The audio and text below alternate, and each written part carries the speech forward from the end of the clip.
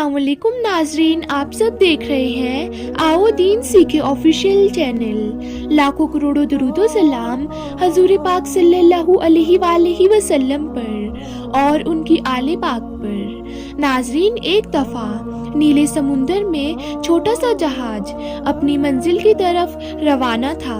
उस जहाज में बहुत से मुसाफिर मौजूद थे और एक औरत भी मौजूद थी जिसे उस वक्त बच्चा पैदा होने वाला था।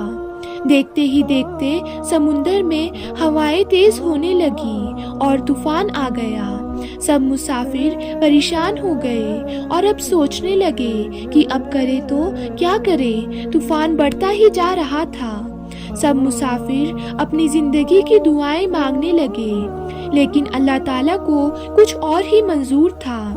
तेज हवाओं की वजह से जहाज दो टुकड़ों में तकसीम हो गया, यानी जहाज के दो टुकड़े हो गए। जो लोग तैरना जानते थे वो तैरते हुए किनारे पर जाने की कोशिश करने लगे, और जिस औरत का बच्चा पैदा होने वाला था वो खौफ के मारे बेहोश हो गई और जहाज के टूटे हुए टुकड़े पर पड़ी थी, और ये टुकड़ा लहरों के सहारे बहता जा रहा था। इसी हालत में उस औरत के यहाँ बच्चा पैदा हुआ। अल्लाह ताला की तरफ से मलकुल मौत को हुक्म हुआ कि ए मलकुल मौत, इसी हालत में इस औरत की जान निकाल ली जाए, यानी उस औरत की रूह कब्ज कर ली जाए। चुनांचे उस औरत की जान निकाल ली गई। वो औरत बेसारो सामान की हालत में तख्ते पर पड़ी रही। तख्ता तैरते तैरते एक किनारे पर जाने लगा और एक आदमी ने देखा तो उसने बच्चे को उठा लिया और उसकी माँ को मिट्टी खोद कर दफन कर दिया और बच्चे को अपने साथ ले गया। उस आदमी की बीवी बच्चे को देखकर बहुत ही ज़्यादा खुश हुई, क्योंकि उनकी कोई औलाद नहीं थी। उन्होंने बच्चे का नाम शद्दाद रखा और बहुत प्यार और मोहब्बत से बच्चे को पाला। और शद्दाद को उन दिनों मियाँ बीवी ने बड़े ही लाड और प्यार से पाला, यहाँ तक कि वो बच्चा 7 साल का हो गया। शद्दाद बहुत ही ज़्यादा ज़हीन और अक्लमंद था। एक दिन वो बाहर खेल रहा था कि शहर में शोर मचने लगा कि बादशाह की सवारी गुजर रही है। ये सुनकर सब बच्चे भाग गए, लेकिन शद्दाद वहीं पर चुपचाप से सारा मंजर देख रहा था।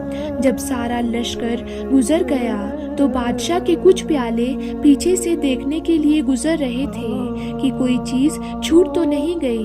उनको एक पोटली गिरी हुई मिली जिसमें सुरमा था। उन्होंने शद्दाद को भी वहां पर देख लिया था। सोचा इस बच्चे पर तजुर्बा किया जाए कि उसके सुरमे में क्या है। उन्होंने शद्दाद को बुलाया और कहा कि बेटा इधर आओ, तुम्हारी आंखों में सुरमा लगाऊंगा, उससे तुम्हारी आंखें बहुत ही अच्छी दिखने लगेगी। उन्होंने जब शद्दाद की आंखों में सुरमा डाला तो सुरमा लगाते ही शद्दाद के चारों तरफ रोशन हो गया। सारे खजाने नजर आने लगे, लेकिन शद्दाद ने अक्लमंदी दिखाई। उसने शोर मचा दिया और कहने लगा, अरे तुमने मेरी आंख में क्या डाला है, मैं अंधा हो गया हूँ। ये सुनकर प्यादे डर गए और वो सुरमा वहीं पर छोड़कर भाग गए। और शद्दाद हंसने लगा और सुरमा उठाकर अपने घर पहुँच गया और घर आकर सारा माजरा अपने बाप को सुनाया। वो दोनों बाप बेटे रात के अंधेरे में जाते और खजाना खोद कर लाते। इस तरह वो बहुत ही ज़्यादा अमीर हो गए। इतना कुछ मिलने पर शद्दाद बहुत ही ज़्यादा गरूर और घमंड में आ गया। उसने वहाँ के हुक्मरान को भी मार दिया और खुद हुक्मरान बन गया और अपने गरूर में आकर खुदाई का दावा करने लगा। और उसने कहा कि अल्लाह ताला की जन्नत और दोज़ख क्या चीज़ है, मैं खुद जन्नत बनाऊंगा।